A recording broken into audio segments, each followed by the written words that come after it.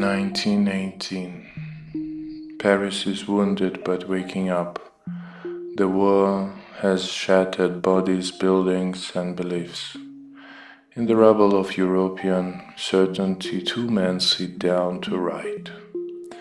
Amedée Ozenfant, a painter, and Charles-Édouard Jeanneret, not yet Le Corbusier, not yet a legend. Together they publish a manifesto, Après le Cubisme, after Cubism. What came after Cubism? Cubism had been a great rebellion, breaking form, deconstructing perspective, dissolving objects into angles. But now, in a smoldering aftermath of the war, it felt hollow. The fragments no longer satisfied. Ozenfant and Jeanneret saw in Cubism a dead end. Too subjective, too unstable.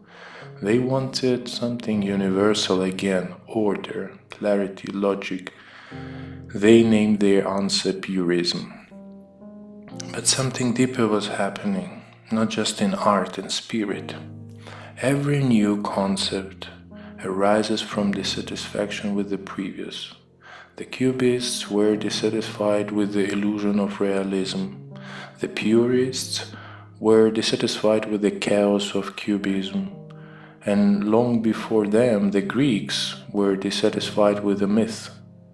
So they invented logos, philosophy, geometry, rationality. But even that was not original, because the Torah had already spoken, Bereshit, in the beginning. The concept of Torah, of revealed structure of a world created by speech, divided by wisdom and ordered by good, was so powerful, so new, so true that the Greeks had to respond. They invented their own form of it. The cosmos, they said, is not chaos but cosmos order. The Logos speaks not with breath but with ratio. But they spoke in the absence of the voice. And so philosophy became a shadow, a geometric response to prophetic original. Then came Christianity, a Greekized, Romanized, whatever, reinterpretation of the Torah translated into myth again.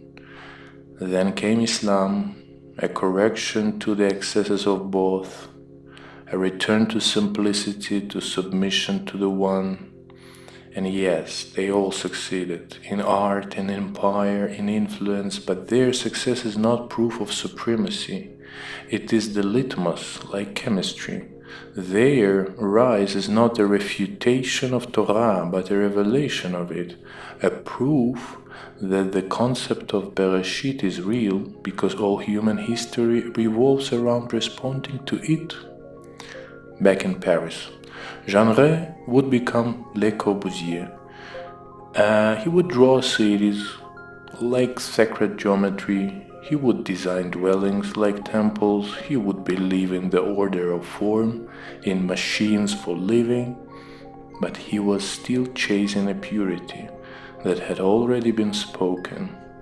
He was still building after the voice had built. Bereshit is not a theory, it is not an aesthetic, it is not a philosophy, it is a beginning, a speech act that generated time, form, and meaning. Every structure, political, spiritual, architectural, either aligns with it or reacts to it. That's why the Torah remains not old but original. Everything else comes après.